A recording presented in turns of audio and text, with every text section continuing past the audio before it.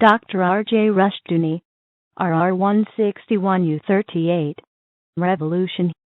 From the Easy Chair, excellent colloquies on various subjects. This is R.J. Rushdoony, Easy Chair number 136, December the 12th, 1986. Otto Scott and I are going to discuss revolution this evening. This is very closely related with the subject we did earlier on Romanticism. The two go hand in hand. First of all, a few words of background information. In the Christian era, revolution began with the Enlightenment, or rather the seeds of revolution were laid with the Enlightenment. The Enlightenment enthroned reason. And the key to the menace of the Enlightenment was the studied rootlessness it cultivated. A rationalistic view of life means that everything is dissolved by reason. The past, tradition, family, all non-rational things, including Christianity, are ruled out. Reason is to adjudicate all things. As a result, reason cultivated a studied rootlessness. The child of this age of reason, of the Enlightenment, was Romanticism. The same general outlook prevailed, except it was transferred from the mind of man to the emotions of man. Now, reason, as I indicated, requires a studied sense of rootlessness. This is the essence of revolution. Revolution believes all that one has to do to create a paradise on earth is to sweep away the past, to destroy everything that existed before. And having destroyed these things, then a brave new world is going to come into being.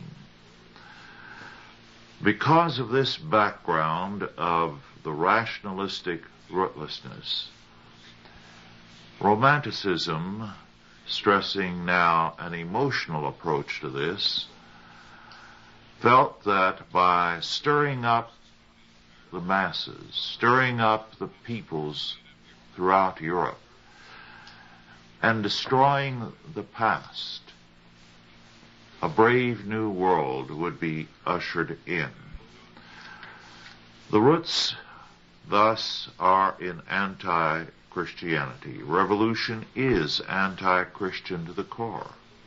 It seeks to destroy Christianity wherever it takes hold, so that every revolutionary regime, whether it calls itself National Socialist, Marxist, Communist, or Fascist, is inevitably anti-Christian.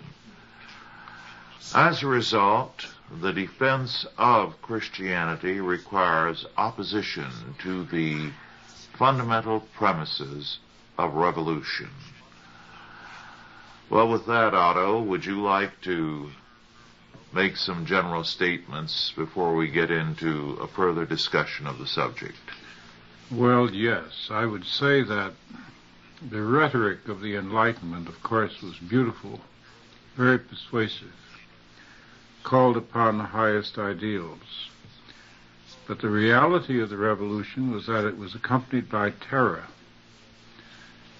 And terror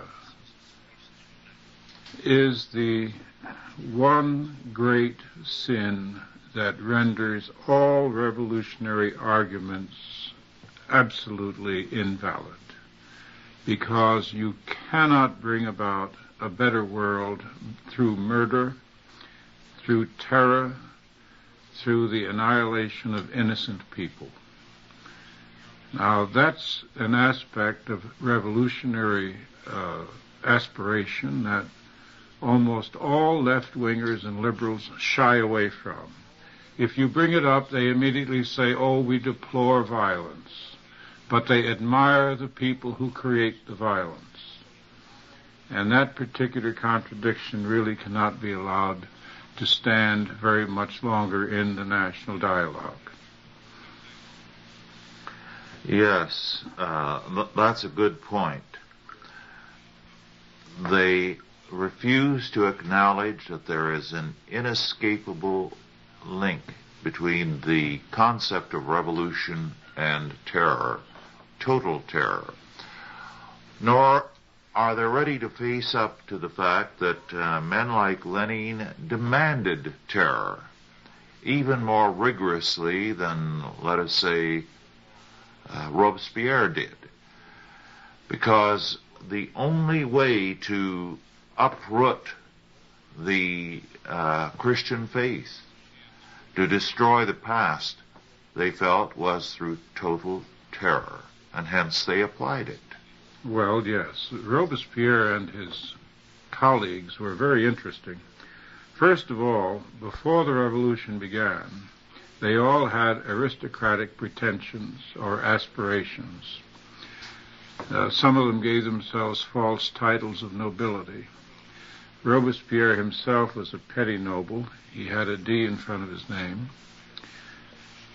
And after the guillotines began, after the terror began, there was no question of guilt or innocence. For the first time in history, there was no question about guilt or innocence. The people who were sent to the guillotine were not sent to the guillotine because they had done anything wrong. They were sent because of what they represented in the minds of the revolutionaries. Now, Lenin came along, who'd studied the matter very closely, and it was his opinion that the Committee of Public Safety in 1791 had not applied terror with sufficient vigor, and he said, we will not make that mistake. Now, what he did was to add a dimension to revolutionary terror, so that terror which was used in the French instance to achieve power was established in the Soviet instance to maintain power. So terror is an ongoing part of the Soviet state and of every other totalitarian state. Every day, in every way, the people are kept afraid, and their physical safety is absolutely abolished. You are not secure, either in your home, or in your person, or in your relationships, or in your family. This is what the wonderful, glorious revolutionaries have brought to the 20th century. These revolutionaries have all favored the total control of education by the state. Through education, they seek to create a group-oriented person who will be afraid to stand up alone, who will not be God-directed, conscience, faith-oriented. Then they use education also as a means of terror, to terrorize people, to make them feel fearful of staying by themselves, of being something solitary, an individual, not a part of the crowd. Otto, you have developed very clearly the nature of revolution in your study of Robespierre, The Voice of Virtue, which is still available through Ross House Books if any of our listeners are interested. Why don't you tell us something about the meaning of a purge as the French Revolution developed it? Well, that was the first time the word was used in that sense. It has always been, it's an old medical term, of course, a purge, a purgative. And when Robespierre and his friends brought up the phrase, as a means of expelling what they believe to be waste material from the body politic. They were actually referring to human beings as feces, and that's the way they thought of them. Some of them wanted to do what was later done by Pol Pot. They wanted to reduce the entire population of France, 25 million people, down to, say, 5 million, who would be totally docile and governable. The whole question of revolution, of course, is something that has been held up to all the young people of the United States and the Western world ever since 1917 as the real goal, the most attractive, the thing that evokes idealism and so on and so forth. Actually, today, I think the lure is toward power, toward becoming another Castro, another Lenin, another Mao Zedong, more than it is helping anybody. But the rhetoric in the beginning was concern for the poor and all the rest. And the prototype, the French Revolution, set up a formula which has never since deviated. Never. The first stage is to destroy the pride of a culture in its own history and in its own institutions, and that generally takes quite a long time. In the case of the French, it ran from, say, 1715 or so, all the way to 1780s. The United States, incidentally, has been undergoing such a campaign, which began around 1900, and we are now in the 1980s, so the resistance of the American people has been quite remarkable. Nevertheless, Solzhenitsyn said at one point the way to destroy a people is to destroy their roots, to sever their roots with their past. The second stage is to bring down the status, the mystique of the unifying institutions of the culture.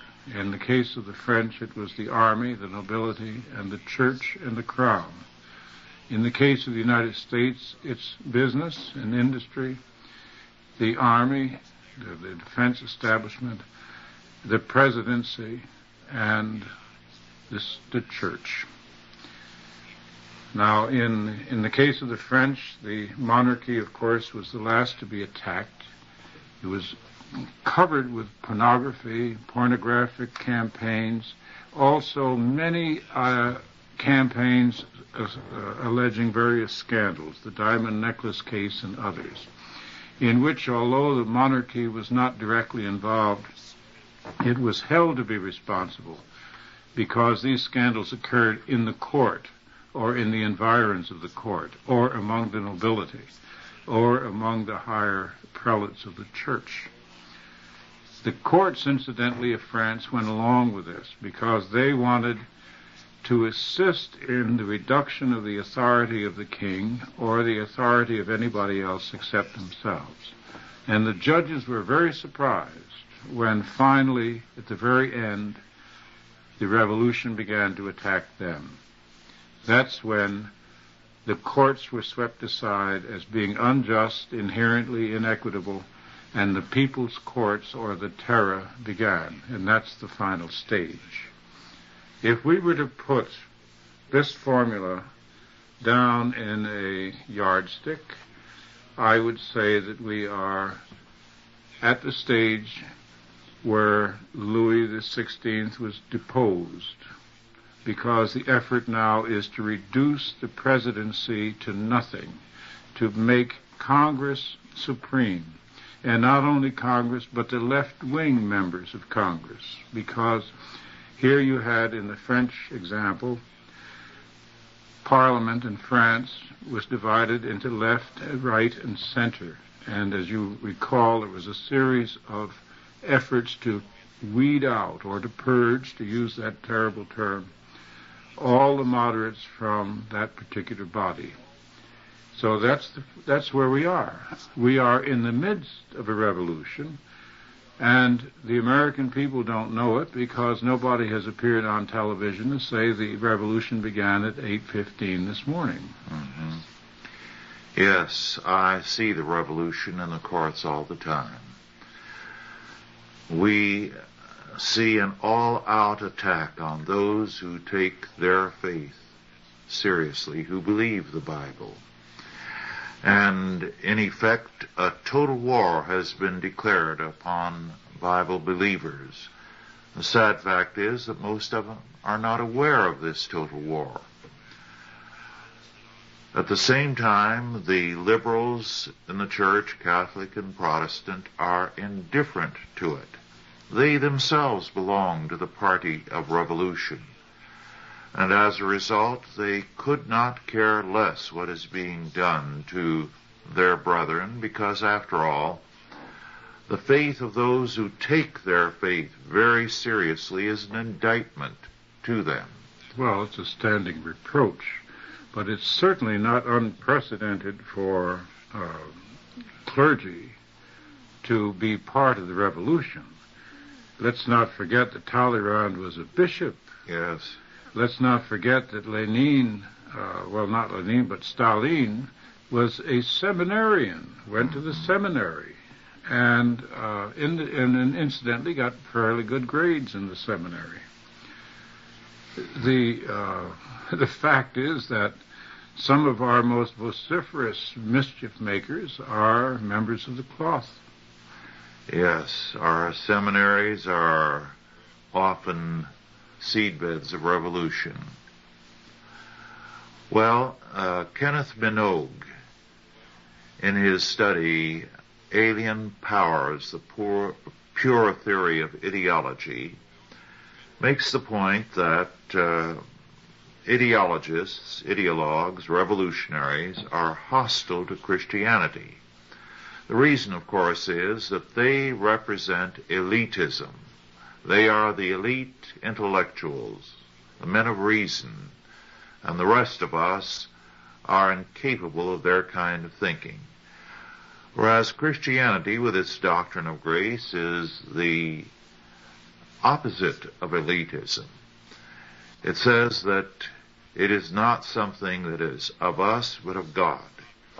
As a result, the elitists believe that they alone have the truth. They reject the individual and the person. All of us are to be reduced to mass men. They have a revelation of a naturalistic sort, Minogue says, which no one else is privy to. And they have a suicidal bent because of their lack of reality. He says of these revolutionary ideologues, and I quote, "In pronouncing the rottenness of a civilization, it is actually declaring a war, a hatred of any possible human life. What it proposes is the cosmic equivalent of a suicide pact," unquote. So, no good can come out of what these men are doing. It is suicidal. It is a war against humanity and against life.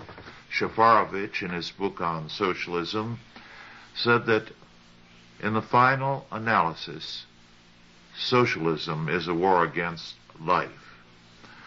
These people see the motor of history, to use Minogue's term, as themselves.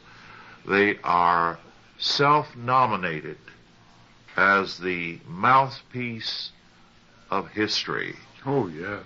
Well, nobody. I haven't heard anybody in the United States communications sector wondering when Fidel Castro is going to hold an election in Cuba. The whole purpose here is to have unlimited power over other human beings.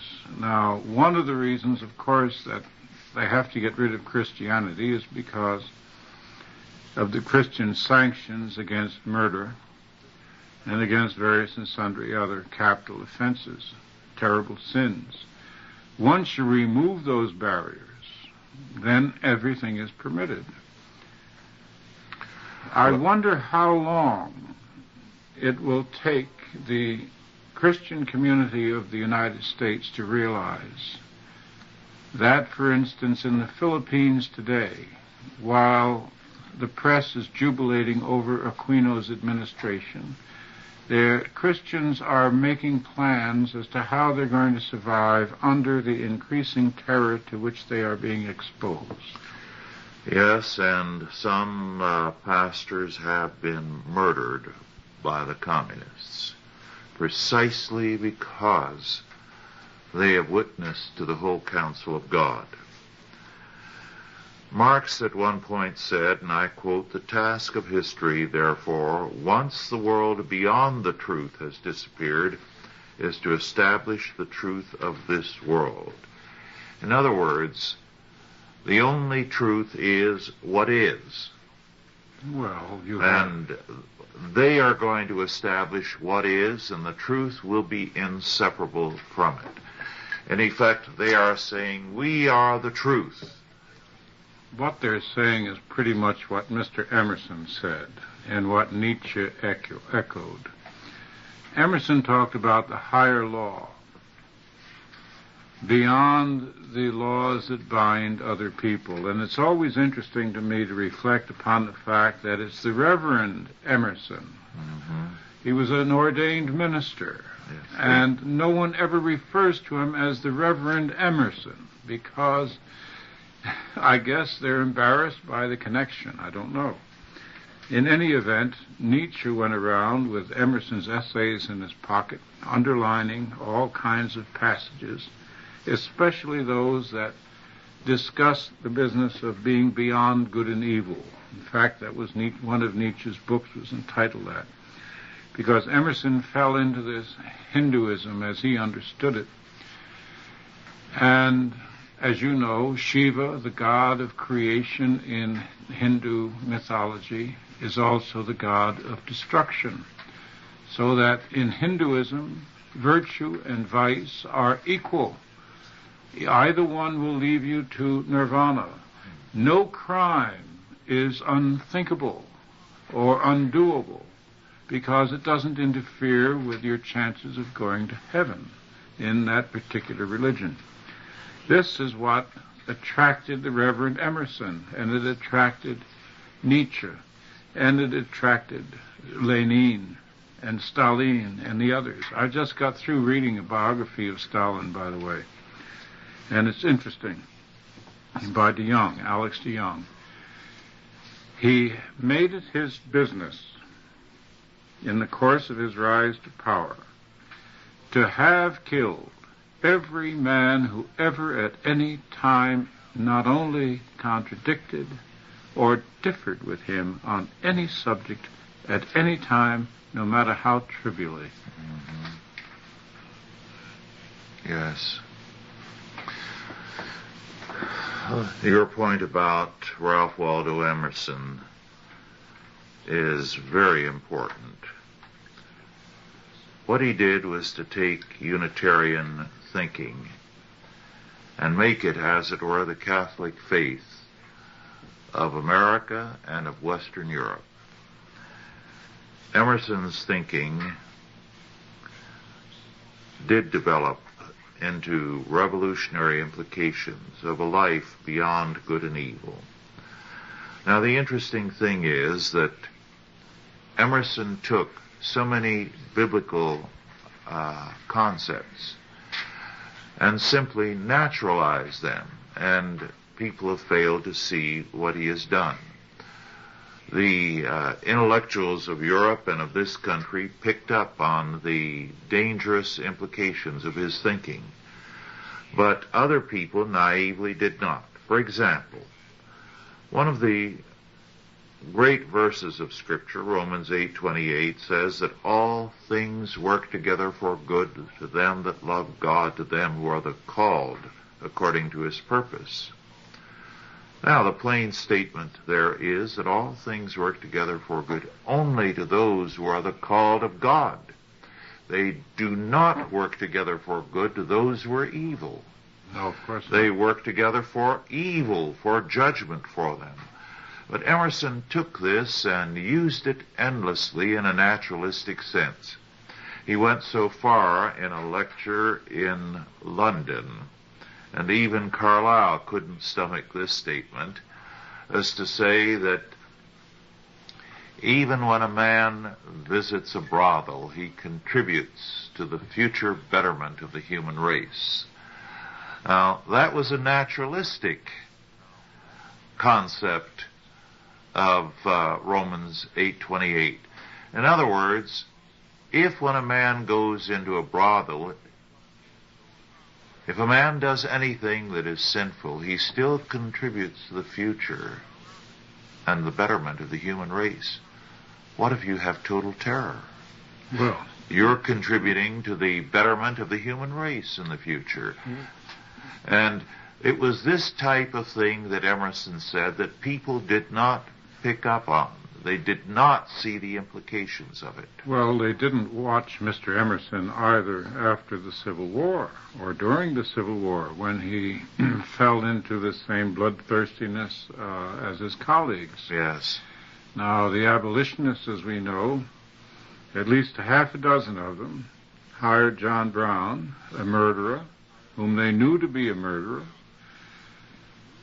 who did something quite original. He and his sons and a son-in-law and a neighbor in the Kansas Territory went to the homes of 5 poor farmers, dragged them out of bed in the middle of the night, took them out and killed them, and said he did this in the name of anti-slavery. Well, the press at that time, using the high-speed telegraph, which was new, was able to send lying dispatches back east saying that he actually committed these murders, they said, into self-defense. It was a pitched battle, and they rationalized and de-idealized it and so on. So then 6 wealthy abolitionists said to John Brown, come to Boston. He went there, and they put him on the payroll. Our historians have always said, well, John Brown fooled them. They didn't realize that he really meant what he said. But, of course, when I looked at the evidence, I thought, if he fooled them, why did they give him guns? Mm-hmm. The whole case falls on the fact that they provided him with guns and ammunition.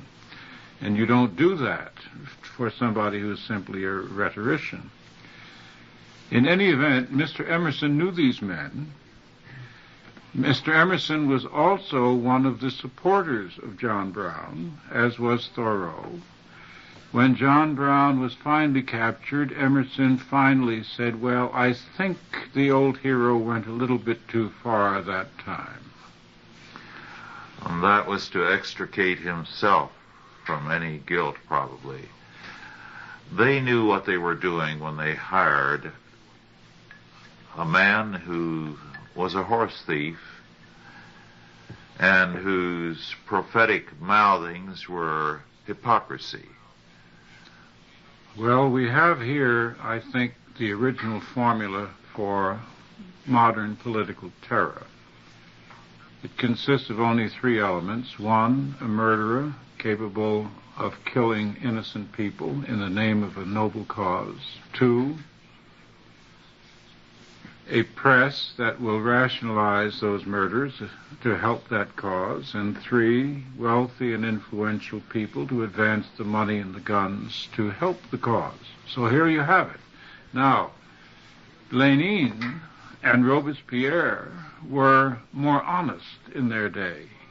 Once they had the chance, they killed everybody in sight. And all the noble rhetoric fell to the floor. They paid no further attention to that. And all the wonderful, brave journalists of Paris who had attacked the king suddenly fell quiet, just as the Russian socialists and liberals and intellectuals suddenly shut up when Lenin got into power.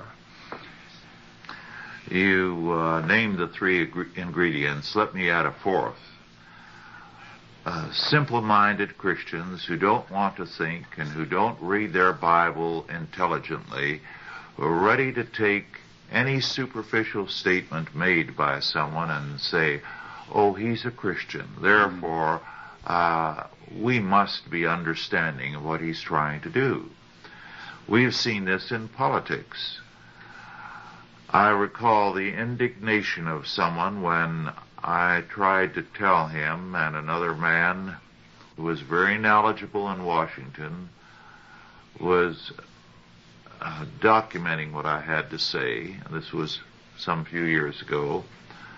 That Jimmy Carter was anything but a Bible-believing Christian. That the men of faith whom he exalted were existentialists and modernists. That all his real associations were with anything but Bible believers. But this person was indignant. How could we say that, given the fact of what Carter had said, that he was a born-again Christian? He refused to believe that this was purely a political ploy. So that's a fourth ingredient. Simple-minded Christians who refuse to grow up, who are babes in Christ and refuse to be mature men and women. Well, of course, if Christianity had been composed from the beginning of that sort of person, it would never have traveled anywhere. Yes. The early church was made up of men, many of them with rather sordid backgrounds, because they were converting people out of every kind of environment. But they were not guilty of illusions about the kind of people they were working with. So that this is the ingredient that is missing today. Too many church members are more like hothouse plants than mature men and women. In a previous Easy Chair, I was citing something from a book by Theodore Shank, professor of dramatic art at the University of California, in his book American Alternative Theater, published, I believe, in 1982. Well, what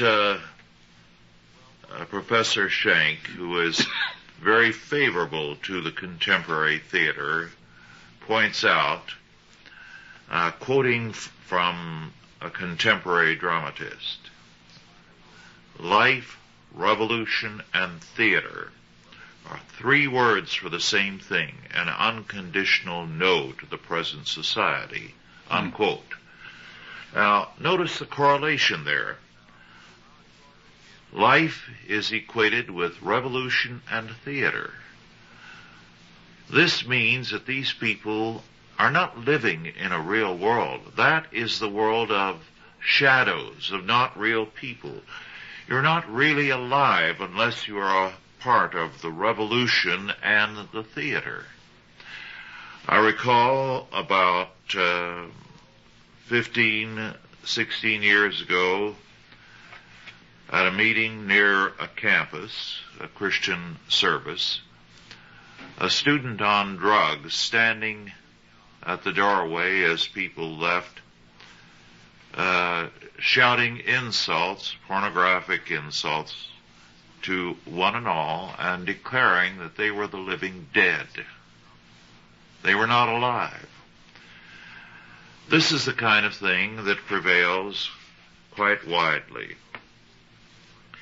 To quote again from someone else, again from Shank's book, acting is not make-believe, but living exquisitely in the moment, unquote. In other words, the people on the stage are not the actors. They represent reality. And those of us who are in the audience are not really alive. because we're not a part of the revolution or the theater. What you have to say, given this type of rhetoric which prevails among your avant-garde people today in the media and among your revolutionaries, is that they have lost all hold on reality. These are the people who are today commanding society in one country after another, and they are insane. It is a loss of any sense of reality, and it is suicidal. Well, we're watching the revolutionary theater, for instance, in South Africa. People are being burned alive, and they're being used as living symbols of the revolution. This is to light the fires of revolution. They're using human beings, and not human beings who have done anything, who are in any way guilty of any crimes, but simply because they're there, they're available, they're vulnerable, and because the theater of the revolution requires this sort of terror. It's as though the actors on the stage suddenly begin to shoot people in the audience at random. And at the same time, others keep saying to the audience, this is perfectly good. Don't object. Don't become a counter-revolutionary. Let them come and kill somebody in your family because it's all in a good cause. Now, obviously, there is a collapse of reality, not just on the part of the revolutionaries, but on the part of the audience that is so docile. Yes. There's a collapse in the church, because while Christians are being murdered all around the world, the church is unaware, indifferent. The bishops recently were talking about economics. They weren't talking about the prisoners of their faith in various parts of the world. Well, the theater today is a means of laying down the lifestyles for tomorrow and the ideas for tomorrow. It is interesting that in many of these avant-garde theaters, men and women dress indiscriminately. That is, some men may be dressed as women, others as men, and the same is true of the women. The whole effort there is to break down the world of everyday life, to break down distinctions, not only between good and evil, but between all things. And this is the kind of thing that modern education is part and parcel of. The schools today are determined to break down good and evil. It's a very interesting point. I saw a program the other night, or a part of a news program. You know, they don't give the news. They intersperse it with little lectures and little propaganda playlets which they devise. Once in a while they slip sideways and they say something that's interesting. And there was a film of violence in the schools. In some schools, the students have to be searched and weapons removed, and they have guards, armed guards. Teachers have been murdered. Mm-hmm. And here you have a confusion of reality in the theater, because in the theater this is all they see, and they go ahead and do it because the individual in front of them doesn't probably seem any more real than a motion picture. But I come back to this strange sort of frozen position of the majority of the people. It's not particularly new. In Carlyle's History of the French Revolution, he mentioned the fact that while the guillotine was going on in Paris and in Lyon and in other cities in France, the average citizen got up and got dressed and had breakfast and went to work. Mm-hmm. The revolution didn't engulf everyone all at once. All it involves is these little core groups operating on the periphery of society. But in time, they take over. And then, of course, everyone is in a cage. From then on, life is different. Yes, one of the things that you and I have both seen, Otto, in our lifetime thus far is a very major change in the character of peoples. When we were boys, the number of games we played were endless. No sooner was school out than in every vacant lot, a group of boys would have some kind of game going. Games we invented, or baseball, any number of things. We played. But today, youth are spectators. Well, they're either spectators or they're supervised. Yes. The endless variety of folk games that were legion, that had existed in this country from early days, have disappeared. Well, they're unknown now. All sorts of things have changed. We used to send valentines, often anonymously, I suspect, somebody that you admired very much and were afraid to say hello to. Now I understand the kids are ordered to send valentines to everyone in their class, which of course destroys the whole point of a valentine. Yes. Well, they said, we don't want anyone to feel bad. Well, you have television providing games instead of people playing them. And violence is what is making football increasingly popular. So that you have a people with a joy in violence who are increasingly less and less able to do any fighting themselves.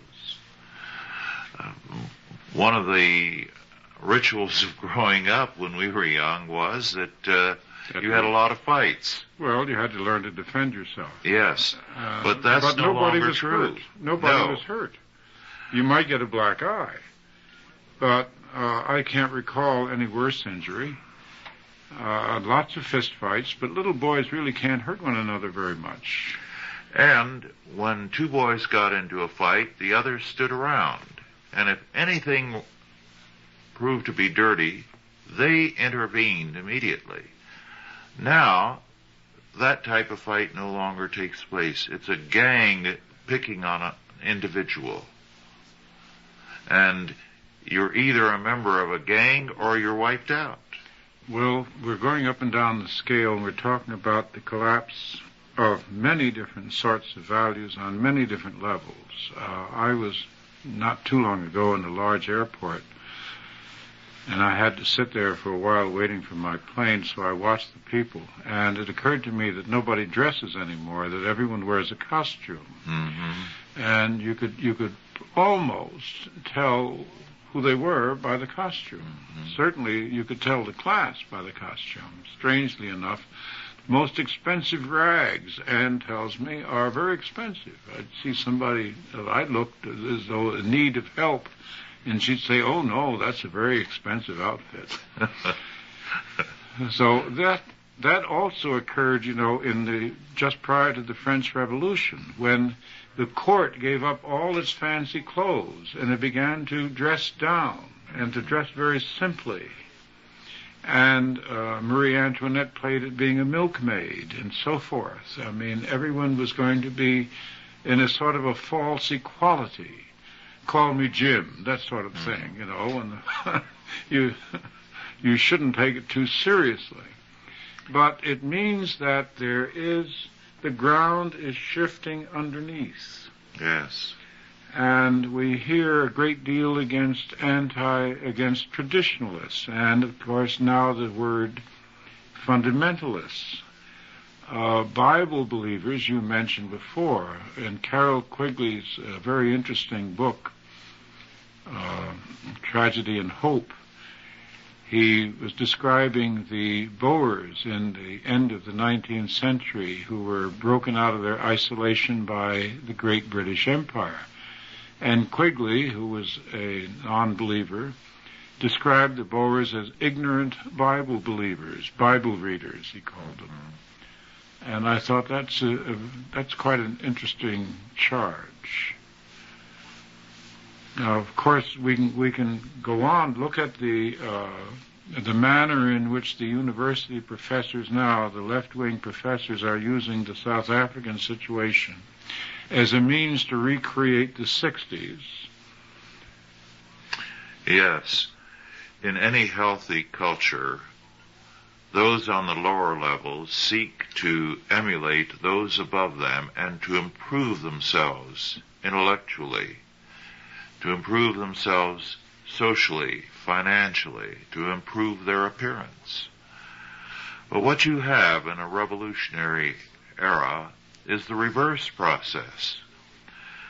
Van Til has described it on the intellectual level as integration downward into the void. Interesting. Yes.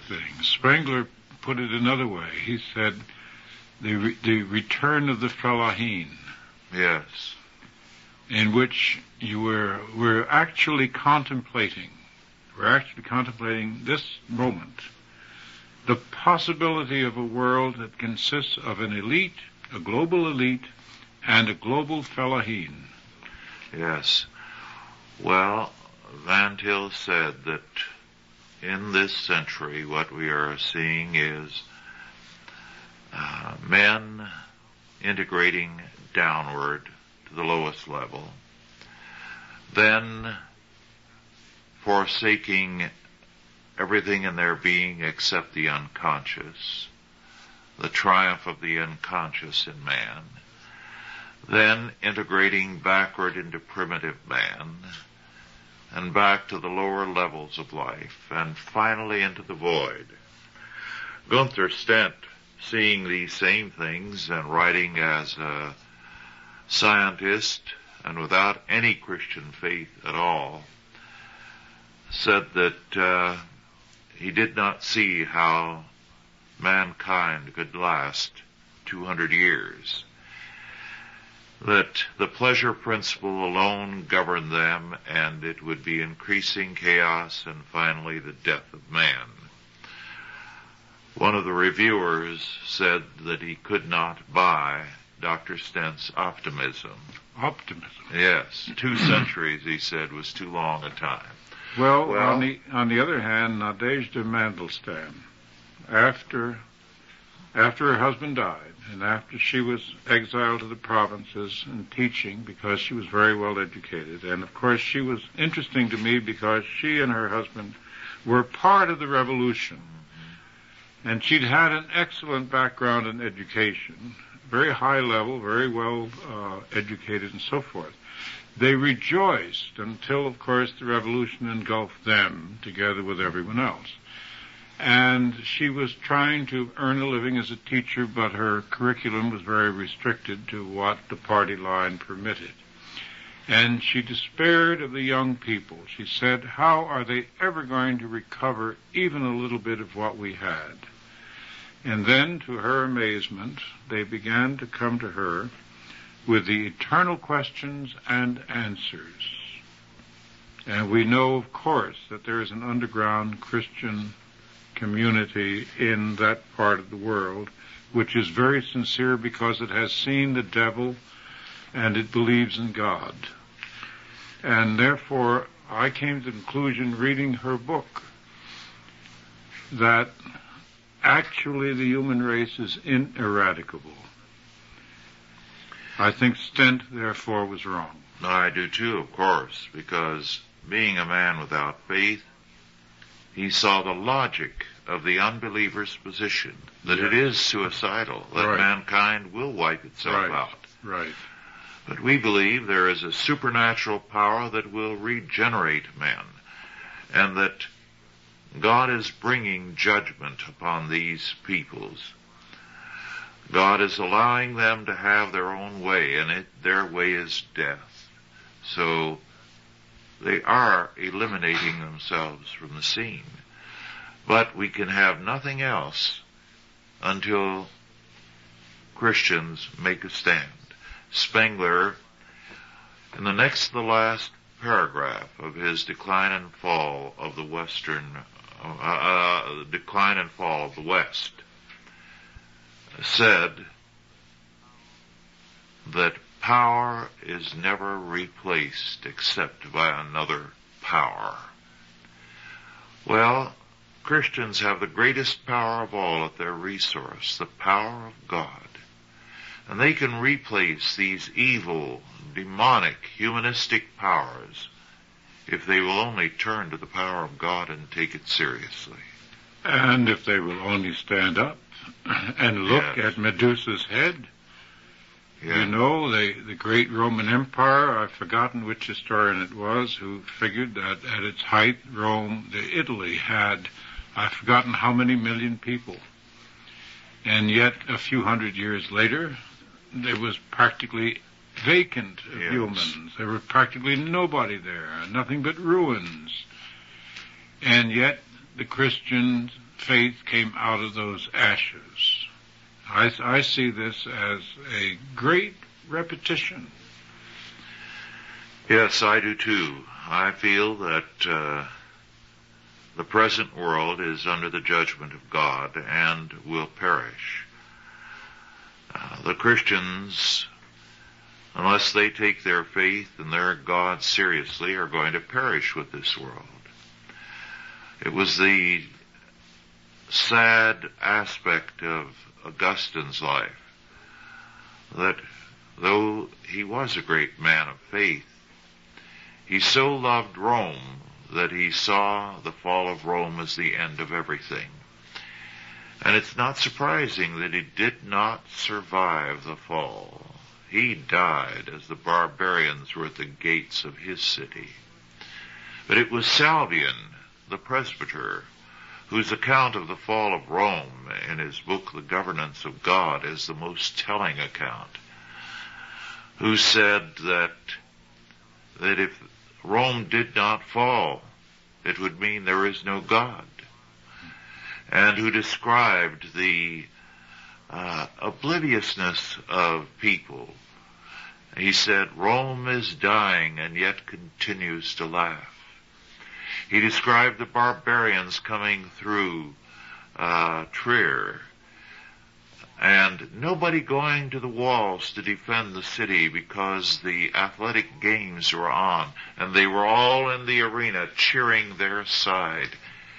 And the survivors of the city met after the barbarians went through burning and destroying, looting, raping, and they petitioned the Roman emperor to build another arena because they wanted their games. A bigger arena. And, yes. and in World War II, we saw the old myth that men will automatically rise to defend their countries put to rest. The Dutch did not rise. The French did not rise. The Belgians did not rise. The Norwegians did not rise. The Swedes did not rise. And later on, when the Soviets poured into the Middle Europe, those people stopped fighting. Mm-hmm. Now, men will not fight unless they have something to fight for. Exactly. And without faith, men will not fight. They can be driven to battle, but they won't fight. And as faith has waned in this country with each successive war in this century, the firepower of American soldiers has decreased, meaning that a large number of them, an increasing number, simply never use their weapons. Well, we have so many men in the rear. We have man after man after man in the supply and in the military police and in the clerks and so forth. The fellows who finally get up to the front line are pretty small. Mm-hmm. All the sharp ones get themselves a better job. But I do see in younger people and older people too, all kinds of signs of awakening. I think we were talking before we got on this subject about a publication that put out a special issue just looking at the religious right, and suddenly found themselves inundated to their almost to their horror, because they had not thought these people were that numerous or that important. And although ACLU is trying to stamp out Christmas this year, I don't think they're going to succeed. People should start calling the ACLU the Grinch. Even the Wall Street Journal this morning had a comment about it. They said, if a public official says Merry Christmas to another public official, will that be a conflict of church and state? Well, you notice as we go to town, it doesn't say Merry Christmas anymore. Happy Holidays. The word Christmas is being dropped out. You told me of Elizabeth's experience at school. Yes, they call it the winter holiday now. Yes. And Easter is the spring holiday. Yes. Well, that's officialdom. Mm-hmm. And we have the very peculiar phenomenon of a government that's in favor of revolution. We have a government here that is funding revolutionary groups. Now, I doubt if any government before has been quite that corrupt. Yes, that's the word for it, corrupt. And without faith, men will be corrupt, because the logic of the fall takes over. As sinners, they will go to corruption like a pig to slop. Interesting. It's interesting that you listen to all these talk shows. I avoid them. You can't avoid them all. At how little of substance is ever said. How little of honesty is ever said. And how they try to silence any Christian who gets on the show and speaks his mind. Well, Christians are practically barred from television. Radio, in my experience, is the most democratic sector left in the communications area, because at least on the radio you can hear some exchange, some unpopular opinions and some popular ones. The callers in will say things that upset the host and get cut off the air, but at least they say something. Well, the alternative to revolution is God's revelation, taken seriously and applied in the life of man and of society. And of course, what we're trying to do here at Chalcedon is to lay down the framework for a Christian view of man and society, an outline for the future, because we believe more than others the situation is very grim, and we believe more than others that there is a godly answer to this. Oh, indeed. Courage and faith can change everything. Nothing in history was ever inevitable, and nothing in the future is inevitable. It is all within the hands of individuals, and a nation of cowards will, of course, be abused. I can recall in my father's time, I remember we were living in Upper Manhattan, and the garbage men were making a lot of noise, and he called the mayor. And he got the mayor's office. And you know, they switched the garbage hours after that. Now, Yes. it was a good example to me. He didn't know the mayor, but he was going to talk to him, or talk to somebody as close to him as possible. And I don't know really when. I can't pinpoint the time when the sawdust began to run out of the American doll, when people here began to switch and began to feel that an honest controversy was upsetting and had to be hushed down immediately, where the hostess wouldn't invite you back, or you wouldn't keep your job if you got into arguments. We used to get into arguments all the time. We could be fired and be rehired. One fellow fired me twice. I quit the third time. Well, I read a book recently sent to me by someone who's a friend of Cal Seaton. It is a book put out by a supposedly Christian organization and which is used as a study book in many churches. The group that puts it out is supposedly one of the strongest Bible-believing groups. And yet the heart of the book is this statement, that our Christian duty is the unconditional love of every person living.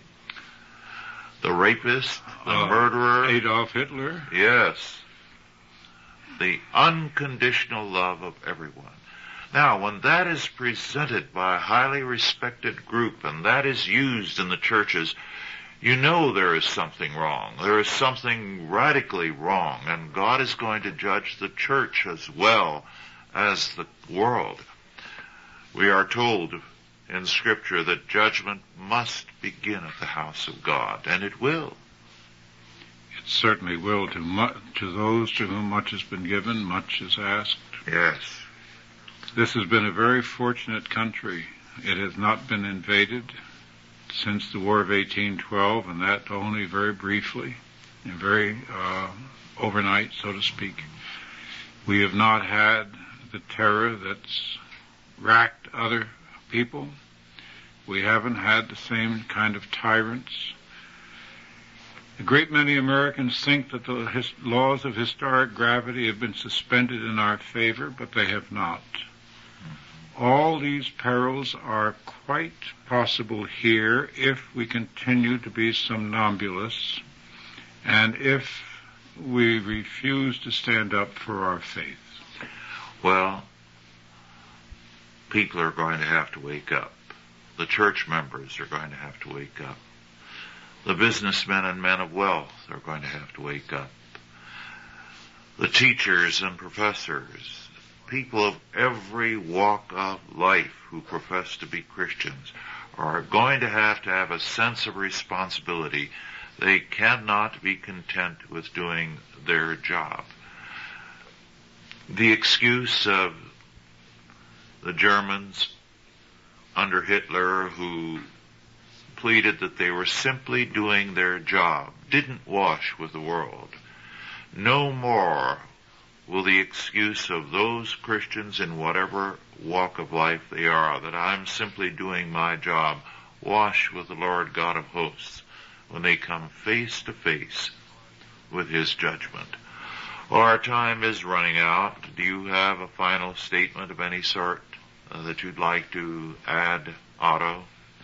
Well, I do think that we are in a revolution. I do think that it is long since overdue for intelligent Christian people to begin to give very straight answers to some of these dialogues that occur. I think they should talk to their neighbors, to their editors, to their politicians, to their colleagues. I think they should take the trend of events a great deal more seriously than they do, because I regard the trend at this point as being quite sinister. Yes, Christians were once defined at the time of the apostles as the people who turned the world upside down. Now, a teacup is about all they turn upside down. This must change. Well, our time is running out. Thank you all for listening, and God bless you and make you strong in his service. Authorized by the Chalcedon Foundation. Archived by the Mount Olive Tape Library. Digitized by Christ Rules. www.partial-preterism.com.